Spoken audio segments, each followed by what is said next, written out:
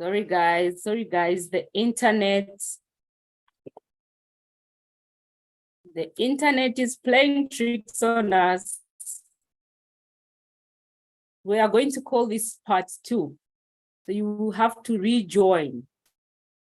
It's a whole new live streaming. So I had a problem with the internet. There was a break-in. Just rejoin this.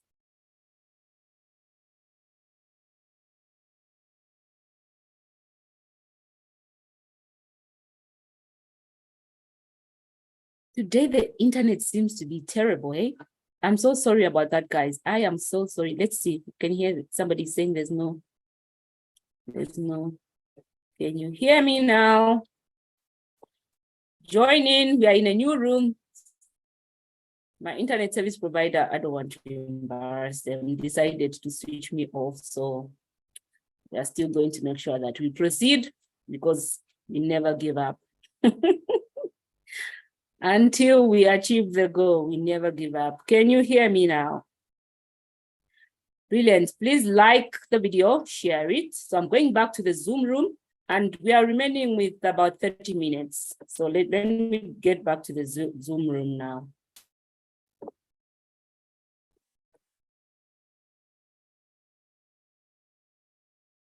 I can't even remember where we left off from. So I'll just do one slide back.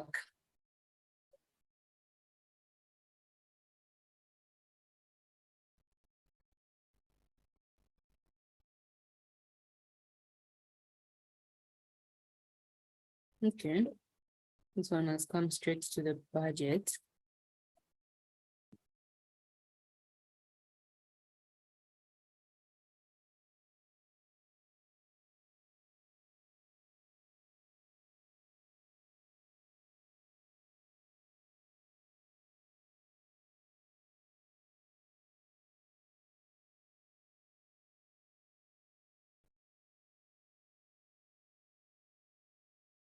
Okay, we are back. So sorry guys, forgive me for this. I can't tell where we left off from, but I'm hoping that we looked at this savings plan because it's very, very important. And I was just re-emphasizing the importance of you understanding your goals and setting a specific date when you want to achieve this goal, because that helps you in terms of how much money you should set aside towards attaining that goal. So that's what this savings plan or template is for. And then we had moved on to, now that John understands his goals, we need to establish, does he have enough money, a surplus, to ensure that he can actually save towards achieving his goals? So what are John's sources of income? How does John make his money? That's the first thing you need to establish. What are your sources of income? From the story that we read, we know that John has a business and he pays himself a salary of 4,250 kwacha. Okay, so that is the amount we are going to put under salary. Now, if you recall, if you've been following me from the beginning, from his business, John actually makes 22,500 kwacha every month. But we are not going to show that amount as the income. We are only going to take what he pays himself, and we are hoping that he actually pays himself, because many entrepreneurs don't pay themselves a salary. Again, this is to emphasize the importance of paying yourself a salary rather than, just drawing from the company. Because if John did not pay himself a salary, he wouldn't know how much to put here, and he would just be drawing from the company. The good thing is John is very financially disciplined, is paying himself a salary, which is 4,250 kwacha, and that's the monthly salary taking him up to December. His wife also sells vegetables. That's a good thing for those of you that have got partners. Very important. What's the contribution from your spouse? So his wife is also contributing a 1,500 kwacha every month. Now, even as I'm giving these figures, you need to understand that, especially the wife's income, it's one. I've put 1.5, but it might not be 1.5. It can't be a fixed figure. It could be fluctuating monthly. Maybe sometimes she sells, 2,000, other months 500. I'm just taking an average to simplify this exercise, without which it's going to take us forever, right? The key thing here is the concept. So I've really simplified these figures. This gives John and his wife a total income of 5,750 for the month. Now let's look at his expenditure. How much is he spending on the essentials? These are just essentials. You know, I was so basic with John. I didn't even want to look at the luxuries. I didn't even want to look at his debt or whatever. I just wanted to simplify this. In future, we are going to look at how I do my budgeting. Yes, I'll let you into a little secret in terms of how I do my budgeting. So my budgeting is a bit complex because it's not like I actually work with it. I do work with the budget, but it took me a while to start working with the budget. And the first thing I did was I created some kind of shopping list. What are the things that I spend? And I had to go into these retail outlets, the ShopRites, the games, to actually check prices of whatever I spend on. So I've got a spreadsheet, which I hope I can share next week with you, that had included prices. At that time, I don't know, prices have changed. So we're going to talk about that, I think, next week. Today, we're just looking at a very simple budget that John has created. So in terms of food, John spends about 500 kwacha on his food. Okay. And then he spends about 150 kwacha for school, maybe buying stationery for school, books, pens, and whatever. Then on health, he spends maybe about 150. For his house rent, he spends about 750. For contingencies, little emergencies, is estimated about 50 kwacha. Okay. So it gives him total expenses of 1,600 kwacha. All right. So if you deduct the total income minus the expenses, which is the 5,750 minus 1,600, it gives you the amount available for savings, which is 4,150. Now, guys, listen, I have told you that we're looking at essentials here, right? I know most of us have got entertainment. Once in a while, we want to go out for an adventure. We want to go for vacation. I have not included those things. If you think they are necessary for your survival, include them as expenses. And then you're going to also deduct them from your income. That would then show you how much is available for savings. Okay. Now, there are some rules that personal finance coaches want to follow when it comes to how much do you allocate to your house. Oh my God. Don't tell me the network has gone again.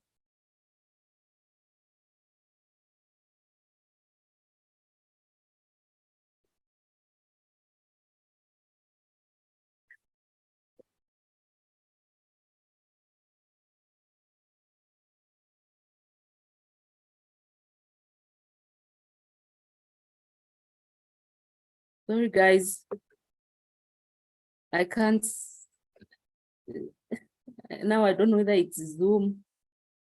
Where are we?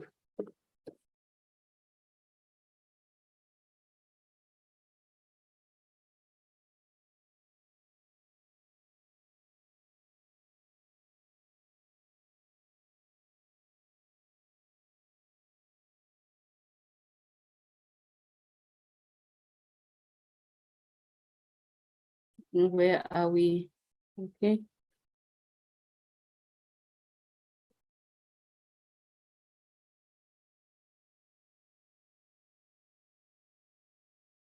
Okay.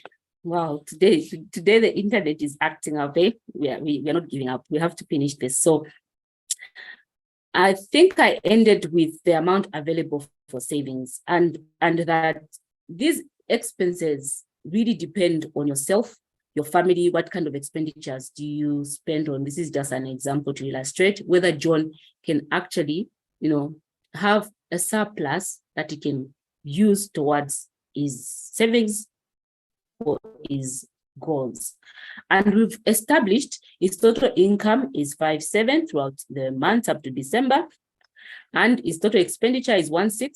He's got an amount available for savings of 4,150. Again, I must tell you that incomes, expenses fluctuate throughout the month. This is very simplified, just to ensure that we get the concept and move on.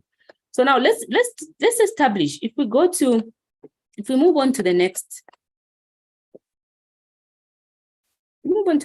slide. From his savings plan, we saw that John plans for his goals. All his goals are adding up to 4,114 in terms of how much he needs to save. In terms of the available amount for savings from his budget, it's 4,150. So John is doing very well. He's got a surplus. He's got a surplus in terms of his income minus his expenses of 4,150. And if we look at his plan, his savings plan, he needs to save at least 4,114. So he can afford to actually save for his goals. Okay. Now, the question normally is, supposing my expenses are more than my income, what am I supposed to do? So here Mkonki, you've given us a perfect budget, but you know what, for me, the money I make is very little. It cannot even cover my expenses. What am I supposed to do? Okay, now this is where you need to look at two things, really. If you look at this budget, there are two areas here. There's income and expenses, right? So there are two things. It's either you work on increasing your income or work on reducing your expenses. Because at the end of the day, remember, you want to achieve your goals. And you need to start setting aside money for achieving your goals. And not just for achieving your goals. Something that very important that we left out, or I left out in this case study, was actually saving for investments. So John has a plan to build a house. That is not an investment. That is just a house that he's going to live in. He's got a plan to take his child to school. Again, that is not an investment. We also need to include savings for investments to build your assets. How much do you plan to save so that you can build your assets? Because when you start building your assets, that is the income that is going to be helping you to get out of this, month to month income that can't even sustain you for the rest of the month. So one of your goals, other than building a house, taking your child to school, the emergency fund, look at another goal for your investments. Okay, so how then do you do that? How then, when it comes to you looking at this budget, how do you incorporate even your savings for investment? This is why Robert Kiyosaki talks about paying yourself first. And if you've watched the video that I did on Robert Kiyosaki's book review in terms of increase your financial IQ, you're actually going to appreciate the concept of paying yourself first. Now, I used to think that paying yourself first refers to this salary that John is giving himself. It is not.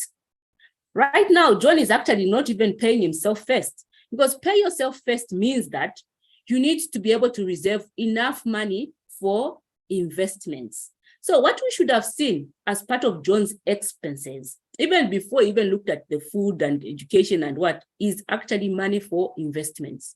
Investing in government bonds, investing in real estate, investing in the stock market. We should have seen John plan to say, I'll be saving 10,000 kwacha, or since he's making maybe just 5,750, he could have said, I'll be saving 1,000 kwacha towards investing. And that should be the priority. That's what Robert Kiyosaki teaches us. So he should have prioritized the investment, because the investments are building assets. And is going to be using the income from the assets to now fund his life, rather than the money that you are making. The income is what is funding your day-to-day living. And at the end of the day, you might not even have enough money to invest. So one important lesson I really picked by reading Robert Kiyosaki's books is that you need to pay yourself by setting aside money for investments. Unfortunately, John did not do that. But what we are learning today is, as part of these expenses, include, and it should the first item, include money for investment. So let me share my Excel. Let me just go to Excel to see how John's budget could have actually turned out had he prioritized his. I hope you can see my Excel.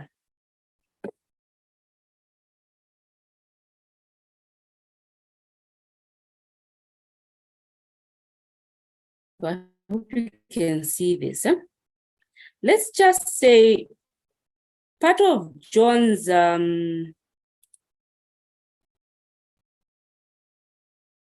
just a normal view, no page break. Good. So what Robert Kiyosaki says here is that, assuming that John had said, for investments, I need to save, so I'm going to put investments there. I will need to be saving at least, I'll say 1,500 kwacha, 1,500 kwacha. And this is what I need to save every month for investments, okay? In addition to his other expenses, and I'd put a 50 kwacha for contingencies, little things that happen in our lives. John was going to have a total of, so let's do this. We're summing up investments all the way up to other expenses. So his total expenditure was now going to come to 3,100, and he was only going to have available for savings 2,650. Okay. And we've already established that he needs to have at least 4,114. So this wasn't going to be enough for savings. Okay. Now let's assume that his expenditure, maybe his house is 1,500 as well. His house is 1,500, and then there's, for education, he spends about 1,000 every month. He also spends about on emergencies 500, and his food maybe 1,200. I want this to go up. Let's say on food he spends about 1,800. So John now is operating with a deficit. This is a situation where John's income is less than his expenses. His expenses are more than his income. He doesn't have any amount available for savings. So Robert Kiyosaki says, pay yourself first. Consider investing first. Consider this line as the most important line. The most important line, because this is the line that is going to get you out of poverty. And I agree with him. When you have savings, when you have investments, when you have funds for investments, what you are doing is you're setting aside 1,500, putting it on the government bond. Okay, every month you say, every month I'll be investing maybe in a 2-year government bond. So every month, this 1,500 automatically goes to Bank of Zambia. Investment in government bond. Invest before you even consider all this. So the question is, what do I do? Where do I get the 700 kwacha? This is why deficit. Where do I get this money from? This is why Robert Kiyosaki says, now this gives you work to either increase your income by looking at other sources. Could you start selling chickens and eggs so that your income goes up? What else could you do other than your regular salary from your job or the money that you make from your business? What else can you actually do? This is why you start thinking outside the box to increase your income so that you can now afford all these other things. But the most important thing about paying yourself first is put your investments first. And these are investments in assets. These are investing in assets, because the assets are then going to give you an income that is going to, allow you to move out of poverty, rather than you spending the money as it comes. When you make your money, you just spend all of it. Consider, let's see. I want to go back to Howard John and his case study. There we are. So rather than you just spending the entire amount without even investing it, always prioritize the investment and put it as an expense and let it automatically go for your investments. I'm building a house, or I'm building flats at a plot. I'm saving money to buy, some flats that I saw. Let that be automatic. This brings me to, how do we save the money? How do we save the money? There are many different ways that we can save this money. Okay, there are people that save money in savings group. You can look at banks, but with the banks, you also need to look at the types of accounts that they have. Banks have different savings options or types. We've got fixed deposit accounts, which is what I would recommend for some savings. If you want to keep money maybe for university, and you know your child will be graduating in 2 years' time, and you found a bank that is giving you a good rate on your fixed deposit, you could consider that. For the savings account, use it for emergency funds because you need to have easy access to that money. But there are certain rules that we need to follow. Savings accounts are supposed to earn us a return, meaning that if you find a bank that is giving you some kind of interest on your savings, very rare to find, they give maybe 0.1% and whatever other percentages. The most important thing is you need to be disciplined yourself as well. Don't overdraw below the minimum required amount. Most banks in Zambia require us to have a minimum amount in the bank account, without which, if you draw that amount, you'll be penalized, you'll be charged for overdrawing your own money. You know that. So if you start having those habits, your money will you actually be working for the bank instead of the bank giving you that 0.1% interest. You'll be getting nothing. Now you'll be working for the bank. So when you select bank accounts, look at the charge. What are the bank charges? Always look for at least a savings account that doesn't have bank charges. Shop around. I know many of us are accustomed to whichever bank we start with and want to be with them forever. Shop around. Ask. Nowadays, yes, banks follow the same rules as laid out by Bank of Zambia, but there are certain situations where they're a little bit different. So shop around, pick a savings account that will not, completely erode the money that you have in your account. But don't forget that savings account would never beat inflation, no matter what you do. It will never beat inflation. There are people that save money at home under their mattresses. There are people that save money in livestock. They buy cows and goats. And now there's even Zimbabwe recently, you can save money even in commodities, right? So you can buy gold. Zimbabwe has introduced a digital currency, which is a gold. They are now selling gold coins or tokens. That is one way you can save your money. Go to Zim and buy some gold tokens. That is going to help you to save your money. All right. So this is basically what I've run through. For university fees, you could consider a fixed deposit account. Look at the money you're going to make on that. If you want to save money for building a house, you could look at a government bond.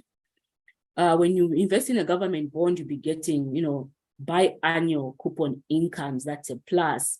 And at the end of the tenure for the bond, you're also going to get the full amount that you had invested. And if you can reinvest the coupons, you can actually take advantage of what they refer to as compound interest, right? That will grow your money faster. So these are some of the options or suggestions that you can look at.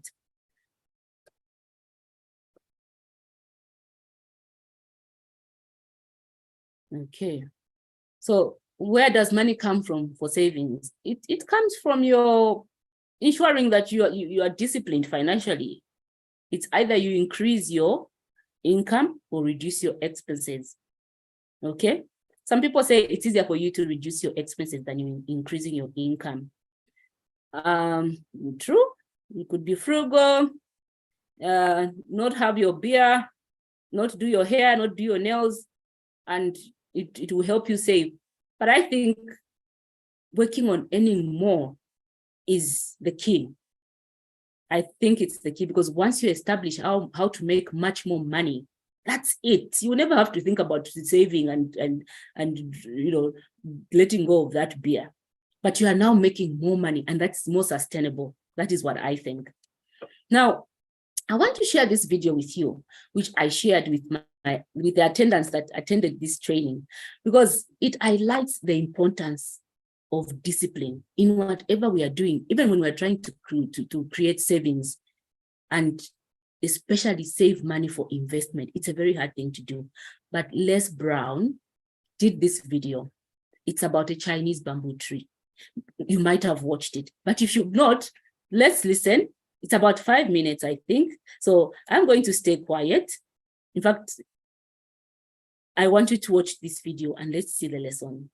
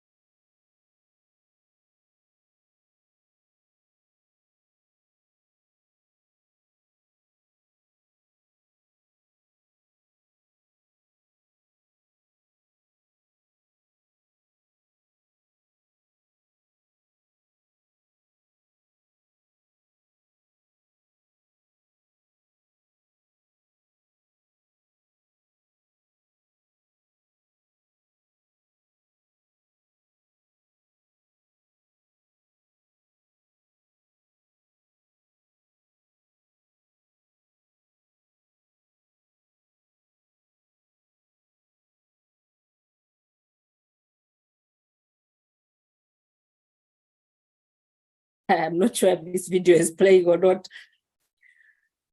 I'm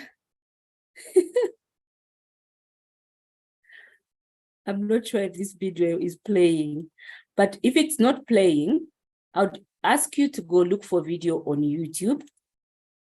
Let me just explain it.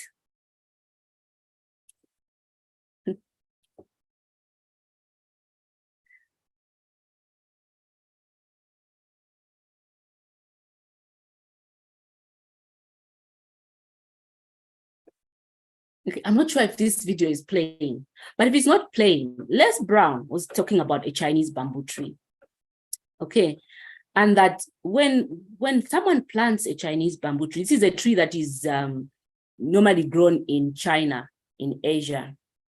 And this tree takes about 5 years to grow. And you have to water it every day.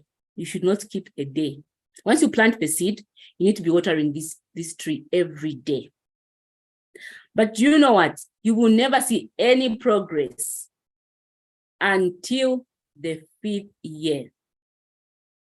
That is when you are going to see the bamboo tree break from its ground and then grow. Within 5 weeks, after 5 years, it's going to grow 90 feet tall. So now the question normally that Les Brown asks is,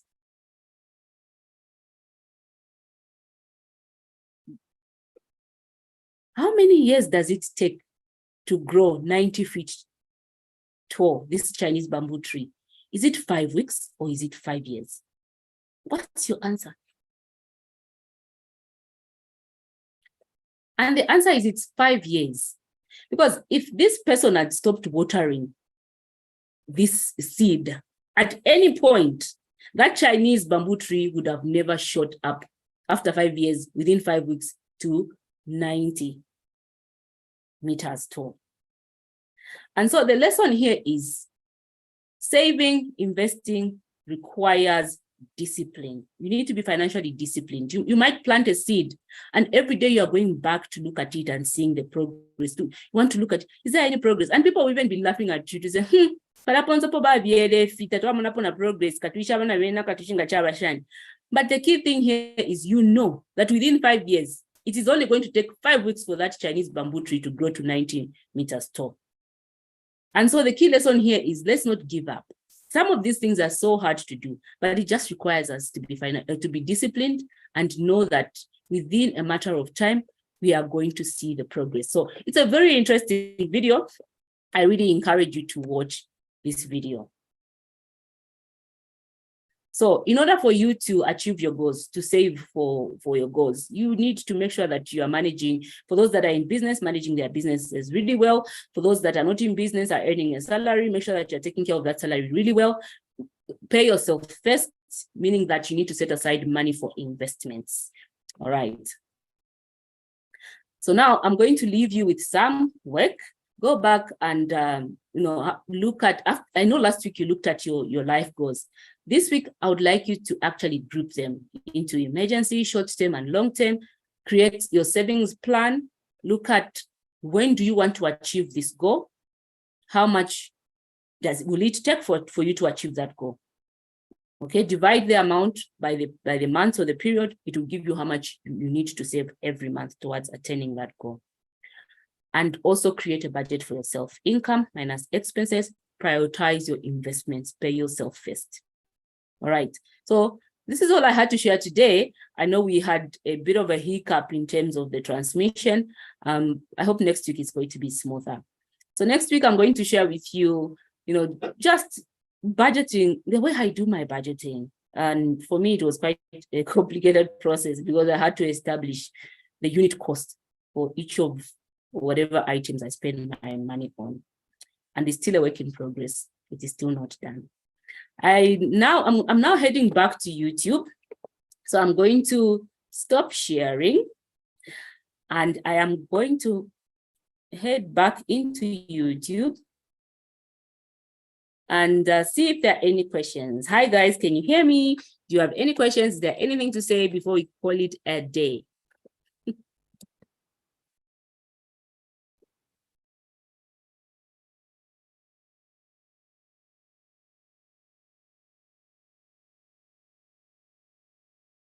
Okay. And really bear with me, there's some kind of breaking in the transmission. You might find that YouTube is still, broadcasting, meanwhile Zoom is already done. But this is something I'm working on. Very soon we are going to have perfect live streams. Okay. So guys, thank you so much. It's been a pleasure. And thank you for joining me today. And